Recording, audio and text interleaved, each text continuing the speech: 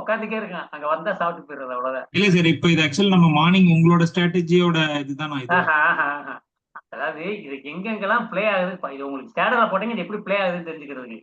Okay okay okay. இது sellers பார்வையில ஒரு ஸ்டேடலுக்கு ஸ்டாப் லாஸ் விவா கொடுக்குறோம். ஒரு பையர்ஸ்க்கு அது அந்த பையர்ஸ் ஏன் எடுக்கிறோம் இங்க இருந்து நடக்கும் பாருங்க. ஓகே. எல்லாமே ஒண்ணுக்கு ஒண்ணு ஓப்பனர்ஸோட பின்னிலே இருக்கும். Okay sir, thank you sir. ஸ்டேடல் எல்லா நாள் பணம் கொடுக்காதுங்க.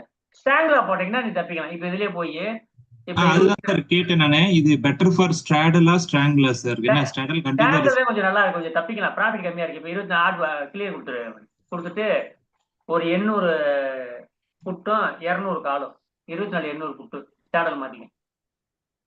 புட்டு அந்த பக்கம் அந்த பக்கம் கால் 200. Okay done. க்ளோஸ்.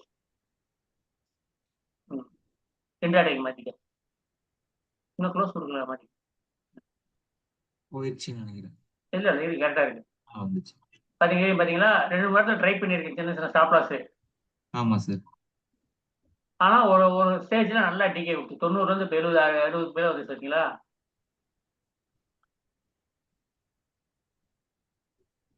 ஆமா சார். என்ட்ரி 2 தடவை நம்ம தப்பு பண்ணிருப்போம். கண்டிப்பாக முன்னாடி ஒரு ஸ்டாடர் எடுத்திருப்போம், ஸ்டாப் லாஸ் கொடுத்திருப்போம். ஆமா. ஒரு இடத்துல எப்படின்னா நின்றாக மார்க்கெட் எல்லா நேரமும் ரொம்ப ஸ்டாடல் மாதிரி லாஸ் கொடுக்காது, ரொம்ப ட்ரெண்டிங்கா போகாதுல்ல, அந்த நேரம் நல்லா டிகே கொடுத்துரும். Okay okay.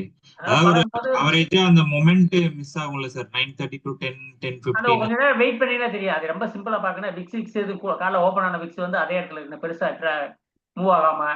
அதே போல ஓபன் ஸ்டாங்கிள் ஸ்டார்டர்ல போய் போஸ்ட்ல ஒன்றும் பெருசா ஆட் ஆகாம அப்படியே அமைதியா இருக்கணும். இப்ப இது எங்க ஸ்டார்ட் அந்த டைம் பாத்தீங்கன்னா உங்களுக்கு புரியும். ஓ என்ன ஒண்ணுமே இல்ல, அந்த நேரம் நம்ம எடுக்கலாம். எப்ப எடுக்கணும்ன்றது நம்ம வெயிட் பண்ணிட்டு ஆகணும்.